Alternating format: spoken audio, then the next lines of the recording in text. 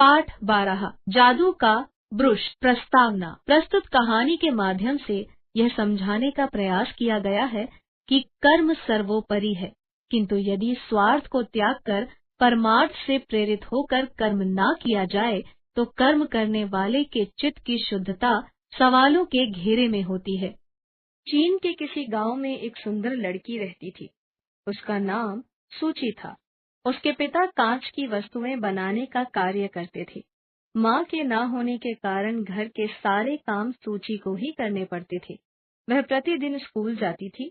सदैव प्रसन्न रहने वाली सूची को कभी किसी ने उदास या शिकायत करते नहीं देखा था।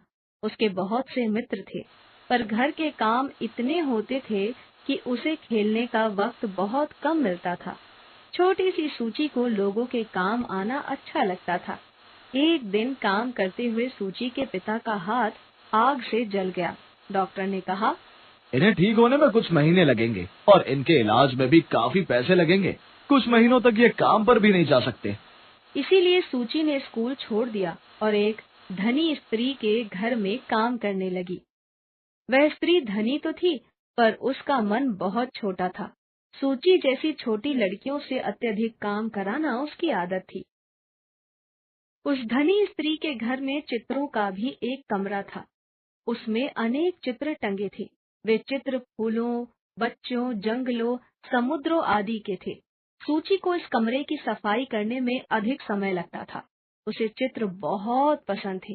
वह सोचती, काश मैं भी इतने सुंदर चित्र बना सकती और उनसे अपना घर सजा लेती। एक दिन उसका जन्मदिन आया। सूची के लिए वह भी रोज की तरह निकल गया। रात को उसके पिता उसके लिए मिठाई लाए। वही खाकर दोनों सो गए। सूची को अपनी माँ और स्कूल की याद आ रही थी, अतः वह अधिक देर तक सो न सकी। प्रातः सूची जब उठी तो उसके सिरहाने कुछ कागज रखे थे। साथ में ढेर सारे रंग और एक सतरंगा ब्रश भी था। उस पर जन्मदिन मुबारक होकर रिबन लगा था। सूची बहुत खुश हुई। उस दिन वह खुशी खुशी काम पर चली गई। शाम को लौटकर उसे चित्र जो बनाने थे। काम खत्म कर जब वह घर आई तो घर के काम बाकी थे। उन्हें करते करते देर हो गई। सोने से पहले वह कागज और रंग लेकर चित्र बनाने बैठ गई। ब्रश से उसने एक फूलदान और उसमें कुछ रंग बिरंगे फूल बनाए। इतना बनाकर वह सो गई। प्रातः उसकी आंखें खुली तो कमरे में फूलों की खुशबू आ रही थी। उसके पिता यह सब देखकर हैरान हो गए कि उसका बनाया फूलदान और वे फूल सचमुच के हो गए थे। सूची बहुत खुश हुई। दूसरे दिन शाम को उसने एक गाय का चित्र बनाया और साथ में एक घोड़ा भी। प्रातः उठकर देखा तो वास्तव में उसकी झोपड़ी के बाहर एक सफेद गाय और घोड़ा घास चर रहे थे। सूची उस दिन घोड़े पर बैठकर काम पर गई। उसने बारी बारी से अपनी सारी सहेलियों को घोड़े की सैर कराई। उस दिन के बाद से यही सिलसिला बन गया कि सूची चित्र बनाती जाती और वे चीजें सचमुच सामने आ जाती। कभी किसी के लिए गेंद तो किसी के लिए मिठाई, किसी के लिए माला तो किसी के लिए रंग बिरंगे वस्त्र। सूची लालची नहीं थी। उसने अपने लिए बहुत ही कम चीजें बनाई थी। वह तो बस जरूरतमंद लोगों की जरूरतें पूरी कर रही थी। जब उसकी मालकिन को पता चला कि सूची के पास जादू का ब्रश है तो वह उसके घर आ धमकी। मालकिन ने देखा कि सूची की झोपड़ी तो हमेशा की तरह ही लग रही थी। मालकिन से पूछे बिना ना रहा गया।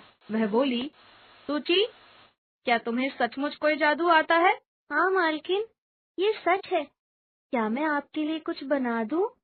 सूची ने भोलेपन से पूछा। मालकिन ने थोड़ी देर सोचा और कहा, मेरे लिए हीरो का खान बना दो। वह खान तो यहाँ आ नहीं पाएगी, तो मुझे ही खान में पहुँचा दो। जो हुकुम मालकिन, सूची बोली। रात को उसने हीरो की खान का चित्र बनाया और उसमें अपनी मालकिन को भी बना दिया। सुबह उठकर जब वह काम पर गई तो देखा कि हवेली में बहुत हंसी खुशी का माहौल था, क्योंकि मालकिन गायब हो गई थी। हवेली के सब लोग हंस खेल रहे थे जैसे कोई त्योहार मनाया जा रहा हो। सबने सूची से कहा, मालकिन की वापसी का चित्र ना बनाना, वह हीरो के बीच खुश होंगी और यहाँ हम उनके बिना खुश हैं। धीरे धीरे उसके कागज खत्म हो गए और रंग भी, लेकिन सूची को इसकी फिक्र कहाँ थी। उसके पिता का हाथ भी अब ठीक हो गया था। उसका स्कूल जाना फिर से शुरू हो गया।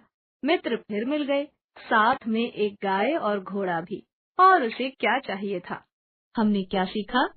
दयालु, दूसरों की मदद करने वाली, लालची ना होना, संतुष्ट।